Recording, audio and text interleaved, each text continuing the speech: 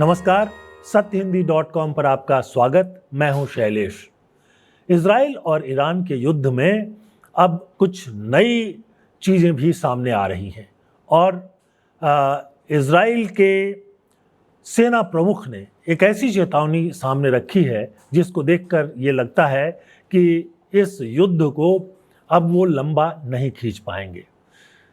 26 मार्च यानी कल ही सिक्योरिटी कैबिनेट मीटिंग में chief of staff Eyal Zamir ने चेतावनी दी कि आईडीएफ खुद ही ढह जाएगा। The IDF is going to collapse on itself. उन्होंने कहा, मैं आपके सामने खतरे के 10 संकेत रख रहा हूं और बहुत जोर देकर कहा कि तुरंत भर्ती कानून, रिजर्व ड्यूटी कानून और अनिवार्य सैनिक सेवा के दायरे को बढ़ाने का कानून अगर तुरंत नहीं बनाया गया तो जल्दी ही आईडीएफ रूटीन मिशंस के लिए तैयार नहीं रहेगा और रिजर्व सिस्टम टिक नहीं पाएगा। ये बात इजराइल के सेना प्रमुख कह रहे हैं और वो इसलिए कह रहे हैं क्योंकि उनके हिसाब से इजराइल में सैनिकों की भारी कमी है। कितनी कमी है ये तो अभी तय नहीं है, लेकिन ये स्थिति तब है जब अभी युद्ध जो है सिर्फ हवा में लड़ा जा रहा है। हवा से मतलब हवा हवाई नहीं है, बल्कि हवा से कहने का मतलब ये है कि अभी युद्ध में सिर्फ वायुसेना की लड़ाई चल रही है। वायुसेना के सैनिक जो हैं वो विमानों से ईरान के क्षेत्र पर और दूसरे कई क्षेत्रों पर जहां वो निशाना बनाना चाहते हैं वहां जाते हैं, बम गिराकर लौट आते हैं। इसके साथ साथ मिसाइल्स का प्रयोग हो रहा है और ड्रोन का प्रयोग हो रहा है, यानी सब कुछ अभी हवा के जरिए हो रहा है। और ये बात भी बहुत साफ होती जा रही है कि अगर इजराइल इस युद्ध को आगे बढ़ाना चाहता है तो उसे ज़मीन पर उतरना पड़ेगा, यानी थल से सेना को ईरान में घुसना पड़ेगा। और ऐसी स्थिति में उनके सेना प्रमुख कह रहे हैं कि पर्याप्त सैनिक जो है वो मौजूद नहीं है।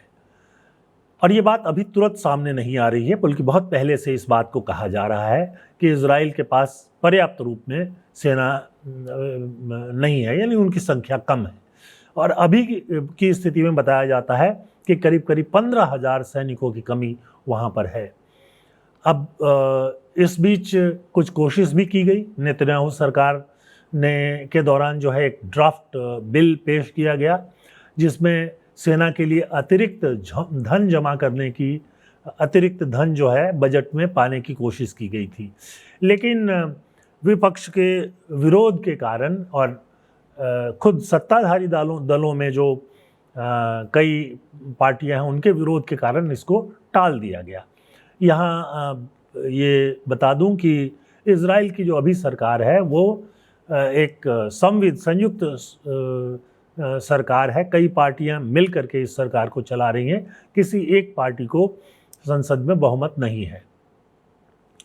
जो बिल पेश किया गया था उसका मकसद 2026 का बजट जल्दी पास करवाना था ताकि ईरान युद्ध के लिए अतिरिक्त धन की व्यवस्था की जा सके। अब रक्षा बजट में करीब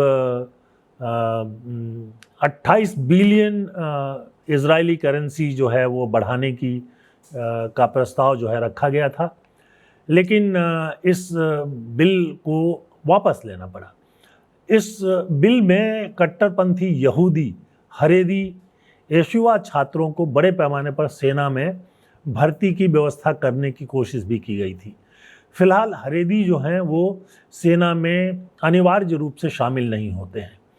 इजराइल में अनिवार्य रूप से युवाओं का सेना में भर्ती होना कानूनी रूप से ज़रूरी है, लेकिन ये जो हरेदी ग्रुप है इनको छूट मिली हुई है। हरेदी जो हैं ये एक काफ़ी कट्टर ग्रुप है, यहूदी हैं लेकिन काफ़ी कट्टर हैं और इनकी संख्या जो है 20% के करीब बताई जाती है। विशेषज्ञों का कहना है कि 3 साल में कम से कम 27,000 सैनिकों की भर्ती का लक्ष्य है, जो हरेदी युवकों को अगर शामिल कर लिया जाए उसके बावजूद पूरा होना मुश्किल है। दिसंबर 2025 में डिफेंस मिनिस्टर इजराइल काटजू ने प्रस्ताव दिया था कि जो अनिवार्य सेवा है उसमें काम करने का जो समय है उसको 30 से लेकर 32 महीने की जगह बढ़ा करके 36 महीने किया जाए। वास्तव में 2024 से पहले ये 36 महीने के लिए ही था, लेकिन 2026 में कानून पास करके ये कहा गया कि जो अनिवार्य भर्ती होती है उन सैनिकों को 30 महीने या 32 महीने में रिटायर किया जा सकता है।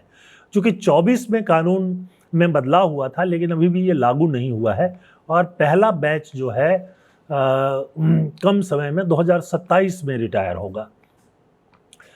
अब ये कहते हैं कि हरेदी समूह जो है उसके 80,000 से लेकर 1 लाख के बीच युवा जो हैं उस उम्र में हैं जिस उम्र के युवकों की सेना में भर्ती होती है।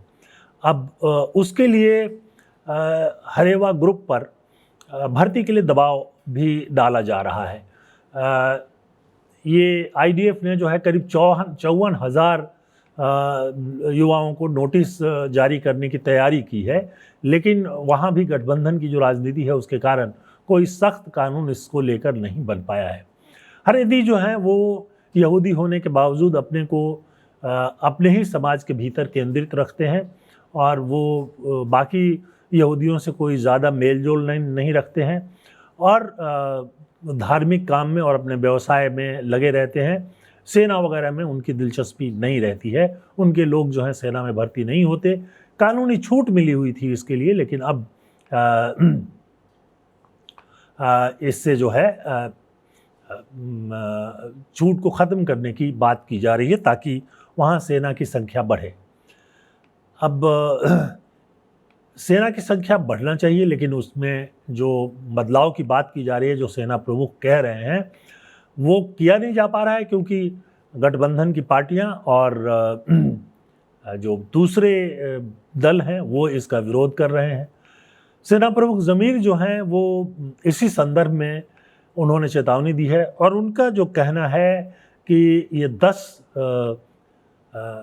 रेड फ्लैग यानी 10 जो खतरे के संकेत हैं वो हमारे सामने हैं, मतलब इजराइल के सामने हैं। अब इसमें उनका कहना है कि रिज़र्व फोर्सेज जो हैं सेना में वो थक चुकी हैं और बिना नया कानून के वो ज़्यादा समय तक टिक नहीं सकती हैं। हरेदी भर्ती न होने से हरेदी भर्ती और सर्विस एक्सटेंशन नहीं होने के कारण आक्रमण करने वाली सेना में भी कमी बनी रहेगी। ईरान युद्ध के लिए थल सेना की ज़रूरत पड़ सकती है। हमने कहा कि अभी तक सिर्फ हवा में युद्ध चल रहा है, विमानों के ज़रिए और दूसरे जो वो हैं मिसाइल्स के ज़रिए, उसके साथ साथ ड्रोन के ज़रिए। लेकिन ये बात कई सूत्रों से सामने आ रही है कि अगर वो सचमुच युद्ध में निर्णायक कोई फैसला चाहते हैं तो उनको ईरान की ज़मीन पर जाना पड़ेगा, जैसा कि इराक युद्ध के समय में किया गया था। अब ये जो ड्राफ्ट कानून टाला गया है उसके आधार पर ये कहा जा रहा है कि लंबे समय तक इजराइल जो है युद्ध को कायम नहीं रख पाएगा। विपक्षी दल हैं जैसे लापिड, बेनेट आदि इसे सरकार की एक गलती बता रहे हैं और उनका कहना है कि सरकार ने पर्याप्त सैनिकों की व्यवस्था के बिना कई मोर्चों पर युद्ध शुरू कर दिया। अब आप जानते ही हैं कि एक तरफ वो ईरान से लड़ रहे हैं, लेबनान में भी जो ईरान समर्थक हैं उन पर हमला कर रहे हैं और गाज़ा में तो इजरायली सैनिक पिछले 3 साल से बने ही हुए हैं, तो इसलिए वहाँ सैनिकों की कहीं कमी जो है महसूस की जाती है। नेतन्याहू मुख्य रूप से युद्ध का बजट बढ़ाना चाहते थे, लेकिन वो भर्ती कानून में जो सुधार की ज़रूरत है उसको ज़्यादा तवज्जो नहीं दे रहे थे। और अब ये कहा जा रहा है कि जो इजरायली डिफेंस फोर्स है यानी आईडीएफ है उसकी क्षमता पर इसका प्रभाव पड़ेगा। जाहिर सी बात है कि अमेरिकी राष्ट्रपति ट्रंप भी इस बात को देख रहे हैं और उनको भी ये लगने लगा है कि युद्ध जल्दी ख़त्म होना चाहिए। फ़िलहाल तो पूरी दुनिया तेल संकट से मुश्किलों में पड़ता हुआ दिखाई दे रहा है और स्थिति ये है कि अमेरिका में तेल की कीमतें बढ़ गई हैं। भारत में प्राइवेट कंपनियों ने तेल की कीमत बढ़ा दी है, लेकिन भारत में जो सरकार ने, केंद्र सरकार ने कार्रवाई की है कि उन्होंने टैक्स को थोड़ा कम कर दिया है। इसके चलते पेट्रोल डीजल की कीमत तो कम नहीं हो सकती, लेकिन जो तेल कंपनियां हैं उनको ज़्यादा पैसा मिलेगा। यानी जो टैक्स वाला पैसा था जो सरकार के खजाने में जाता था, अब वो तेल कंपनियों के खजाने में जाएगा। इसके चलते तेल की कीमत अभी नहीं बढ़ेगी, पर अभी तो नहीं बढ़ेगी, ये सब लोग जानते हैं, क्योंकि असम में और बंगाल में, तमिलनाडु में और केरल में इस समय विधानसभा का चुनाव है। अगले महीने यानी अप्रैल में जब चुनाव खत्म होंगे तो क्या स्थिति होगी, बढ़ेगा ही। उसके अलावा कई देश हैं जिसमें कि प्रदर्शन और विरोध शुरू हो गया है, क्योंकि तेल गैस वगैरह वहाँ उपलब्ध ही नहीं हो रहा है। फिलहाल भारत में तेल और गैस दोनों का भंडार मौजूद है, सरकार ये बात बार बार कह रही है, लेकिन जो सप्लाई है वो उसमें जो कमी है उसको तो महसूस किया ही जा रहा है। इसलिए अप्रैल तक तो सब ठीक चलेगा, और उसके बाद क्या होगा, ये युद्ध कितना लंबा चलता है इस पर निर्भर होगा। बहरहाल ईरान किसी भी तरह से पीछे हटने के लिए तैयार नहीं है, और इजराइल के सामने मुश्किलें बढ़ती जा रही हैं। आपको इस मुद्दे पर क्या कहना है? आप हमारे कमेंट सेक्शन में आइए और अपनी राय जो है ज़रूर बताइए। एक अनुरोध ये भी है कि हमारे प्रोग्राम को लाइक कीजिए और सब्सक्राइब भी कीजिए चैनल को, ताकि आप हमारी भी मदद कुछ कर सकें। और सत्य हिंदी के ऐप को भी डाउनलोड कर दीजिए, आपको प्रोग्राम देखने में सुविधा होगी। तो ये आज का हमारा विश्लेषण था। इस प्रोग्राम में बस इतना ही। बहुत बहुत धन्यवाद। नमस्कार।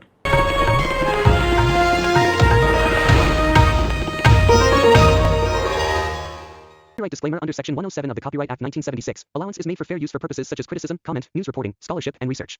Fair use is a use permitted by copyright statute that might otherwise be infringing.